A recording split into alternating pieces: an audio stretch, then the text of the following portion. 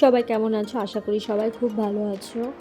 বর্ণাতে আজকে তোমাদের কাছে একটা অন্যরকম ভিডিও নিয়ে এসেছি। আমি চিলি পনির বানিয়েছি, সেই রেসিপিটাই তোমাদের কাছে তুলে ধরেছি। চিলি পনির বানানোর জন্য আমাদের পনির লাগছে,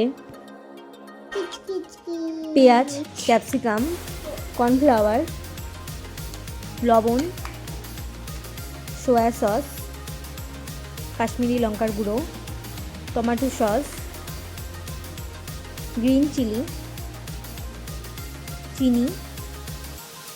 আমি কিন্তু এই চামচ দিয়ে সব সস 1 চামচ করে মেপে নিয়েছি, শুধুমাত্র টমেটোর সস বাদ দিয়ে। টমেটোর সসটা 2 চামচ দিয়েছি।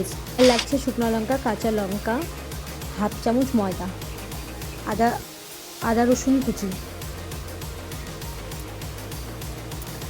লঙ্কা পরিমাপ মতো যে যেরকম ঝাল খাবে, আর অর্ধেক পাতিলেবুর রস।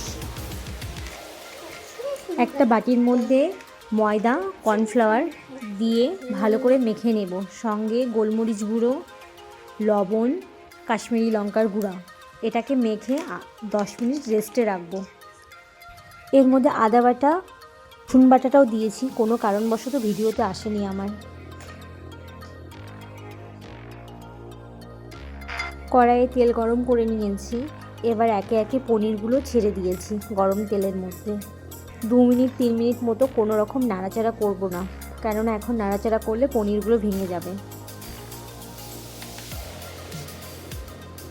3 মিনিট পরে আমার পনিরগুলো মোটামুটি ভাজা হয়ে গেছে এক সাইডটা, আর এক সাইড অপর প্রান্তে ভাজবো, মানে ভেজে নিয়েছি। ওই তেলের মধ্যে শুকনো লঙ্কা, আদা কুচি, রসুন কুচি দিয়ে হালকা করে ফ্রাই করে নেব।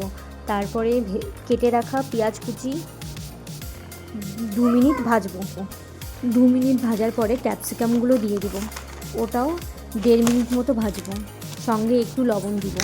খুব বেশি ফ্রাই করব না। এদিকে বাটিতে সব সয়া সসগুলো নিয়ে নিয়েছি, একে একে দিতে গেলে সবজিগুলো জ্বলে যেত। পরিমাপ মতো এই পর্যায়ে জল দেব। এটা খুব বেশিক্ষণ ভাজবো না, 30 থেকে 40 সেকেন্ডের মতো। এবার পরিমাপ মতো আমি জল দিয়ে দিয়েছি, খুব বেশি জল দেইনি কিন্তু। কাঁচা লঙ্কাটাও দিয়ে দিয়েছি। এইদিকে আরেকটা বাটিতে ঠান্ডা জল আর কর্নফ্লাওয়ার মিশিয়ে চিলি পনিরে দিয়ে হালকা করে নাড়াচাড়া করে চিনি দিয়ে পাতিলেবুর রসটা অর্ধেকটা পুরোটাই দিয়ে দেবো। এতে স্বাদটাও বাড়ে, হালকা টকটক করে খেতে ভালো লাগে। এবার পুরোটা একটা পাত্রে ঢেলে নিয়ে গরম গরম ফ্রায়েড রাইস বা পোলাওর সাথে পরিবেশন করলে বেশ মন্দ হয় না। আর ওপরে কুচিয়ে দিয়েছি পেঁয়াজ কুচি। এখন শীতের সময় কোনো অসুবিধা হয় না, এই শীতের সময় আমরা বাজারে পেয়ে থাকি। রেসিপিটা কেমন লাগলো অবশ্যই জানাবে।